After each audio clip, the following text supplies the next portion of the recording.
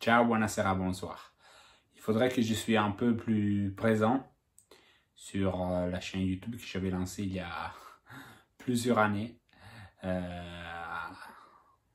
environ il y a 8 ans, à mon arrivée à Paris, pour parler d'une actualité plus française. Là, j'ai plus envie de revenir un peu à l'Italie, continuer à parler d'Italie, comme je fais déjà pour RMC, mais surtout mes réseaux sociaux. Donc, aussi sur cette chaîne que ça faisait longtemps qu'elle n'était plus utilisée. Il y a beaucoup de thèmes à traiter, beaucoup d'actualités. Parfois, on n'arrive pas tout le temps à parler pendant les matchs, sur les réseaux sociaux, à la radio. Il y a certaines choses sur lesquelles je n'ai pas le temps de revenir, sur lesquelles j'ai pas le temps de parler en direct, sur Twitter ou sur Instagram. Donc, c'est pour ça que j'ai envie de recommencer un peu à raconter l'actualité du foot italien, toutes les expériences, tous les matchs que je peux voir au stade, toutes les informations, tous les petits racontes qu'il y a derrière un match de football, un déplacement, une conférence de presse.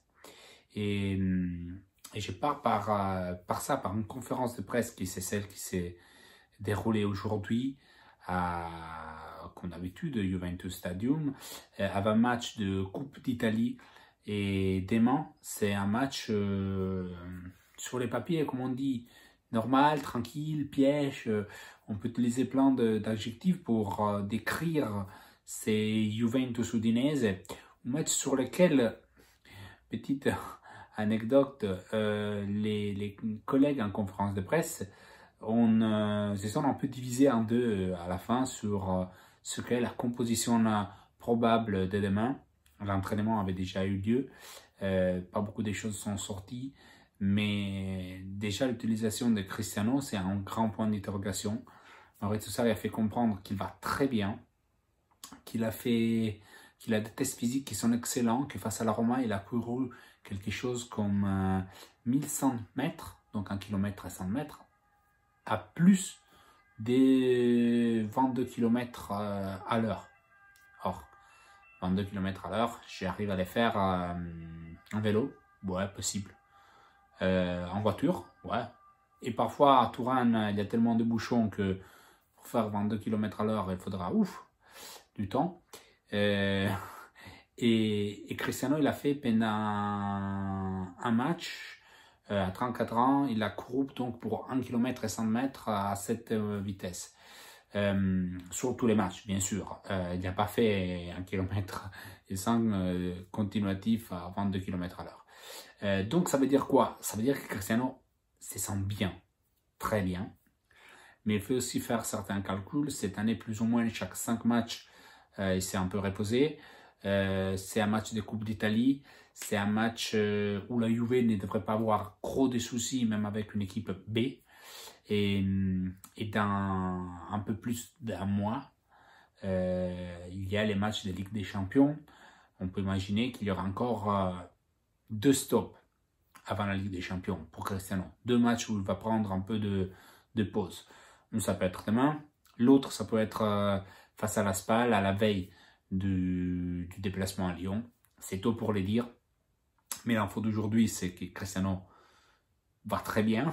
C'est pas une info parce qu'il a marqué 9 buts sur les 6 derniers matchs. Donc, on s'est rendu compte qu'après sa sortie polémique face au Milan, il a recommencé à jouer, à courir, à marquer plein de buts. Et c'est pas un hasard que la Juve vit un moment d'année grâce encore au niveau des résultats, au niveau des jeux. C'est un autre discours. On va peut-être affronter ça une autre fois. Mais donc, la question Cristiano va jouer demain divise énormément la presse tourinoise ce soir. L'autre question, c'est un peu la position de Bernardeschi. Sarri insiste à dire qu'il a essayé comme milieu relayeur, comme Mezzala. Il est gaucher, donc il devrait jouer à gauche, au moins c'est ça qu'on peut comprendre. Place où il y a déjà Matuidi et Rabiot, même si Sarri a fait comprendre que Rabiot aujourd'hui est devenu une ressource, presque plus qu'une alternative, une vraie ressource à droite. Donc on verra encore demain, on peut imaginer un tour, une phase on peut dire de repos pour Pjanic, peut-être pour Matuidi, donc est-ce qu'Emre Can va jouer? S'il joue demain, il joue quand?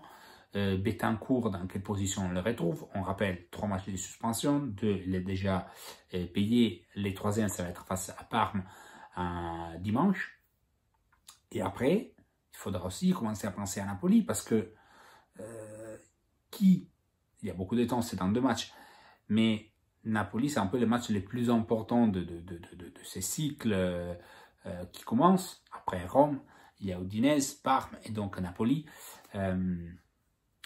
Quels vont être les choix sur ces 3 matchs pour, même 4 si on considère Roma, pour Maurizio Sarri. Il y a aussi une hiérarchie des matchs. Donc, est-ce que Rabiot, qui a été titulaire 5 fois sur les 6 derniers matchs, qui sera titulaire face à Parme, qui pourrait, la sensation c'est qu'il sera titulaire même demain face à l'Udinese. Est-ce qu'il va céder sa place à Betancourt quand l'Uruguayen va rentrer? On ne sait pas. Mais c'est une vraie question qu'on se pose à Turin. Je pense que Maurizio Sarri se la pose aussi. Et pour le reste, pour finir le discours sur le match de demain, on peut s'attendre à un petit grand turnover derrière, Deschilio blessé. Alexandro devrait être obligé de jouer à gauche. Sur la droite, on devrait voir Danilo. Et derrière, avec la blessure de Demiral, il n'y a pas beaucoup de choix. Il y en a 3. Qui sont Bonucci, De Ligt, donc, et Rugani. Là aussi, si Rugani ne joue pas demain, c'est pour quand Rugani? Donc Rugani et De Ligt, possible. Je ne vois pas Bonucci prendre des risques sur un match comme ça. L'Udinese, c'est une équipe qui est plutôt en forme, qui quand même enchaîne certains bons matchs. C'est une équipe difficile à jouer, qui a des individualités. La question, c'est avec quelle équipe arrive Gotti? Je ne crois pas qu'il arrivera avec tous les titulaires, les De Paul, les Fofana, les Okaka. Je ne sais pas. Mais c'est un match dont les risques d'aller en prolongation existent, même si probablement la Juve va gérer la chose en première mi-temps. Elle a tout le potentiel, même avec une équipe B. Donc, c'est un vrai point d'interrogation, les choix de Maurizio Sarri, qui a fait comprendre que Piazza, c'est un joueur qu'il aime beaucoup, qu'il voulait à Naples, et qu'il était très énervé quand elle a signé à la Juve. Mais on ne sait pas encore si Piazza va une vraie chance demain, en cours de match. Même discours pour Douglas Costa, qui selon les rumeurs, c'est encore un peu loin d'une condition excellente. Donc, on ne sait pas s'il pourra être titulaire ou rentrer en cours de match.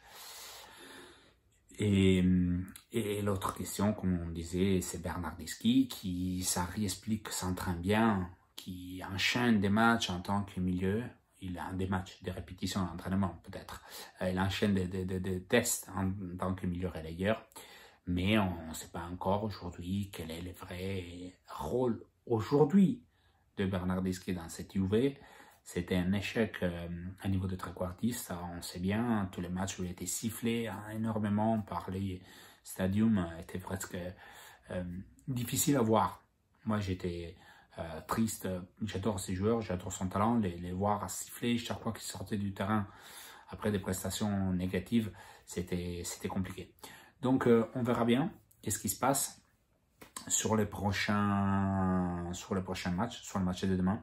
C'est sûr que la Juve a un test en plus sur la route qui l'amènera au rendez-vous plus important de cette deuxième partie des saisons, c'est-à-dire à Lyon, 8e de finale. Après, semaine après semaine, match après match, il y aura un test plus important encore, bien sûr. Mais aujourd'hui, on peut mettre, on peut dire, les pendules à l'heure, ou mettre, comment dire, la gare de départ, ça doit être Lyon. Et on revient en arrière et il y aura une condition à chercher pour 8e de finale de Ligue des Champions, maximale, top. J'ai dit Lyon parce que c'est pas un hasard, c'est pas seulement la Ligue des Champions. 3 jours plus tard, Lyon, il y a Juve et Inter. Donc, je pense que il y aura quand même un match, ce sera un match important.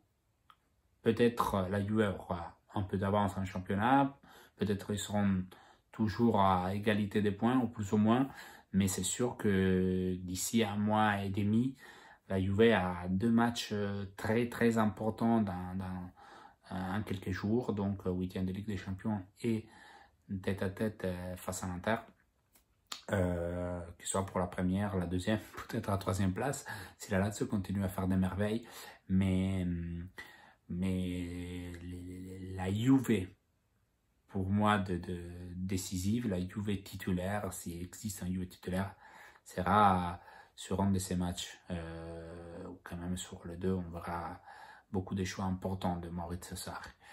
Moi, je l'ai dit, je le répète, l'avenir pour moi, je ne suis pas le seul, c'est de voir un Juve avec un milieu, avec Rabiot, Betancourt et Pjanic au milieu, bien sûr, devant la défense, un playmaker.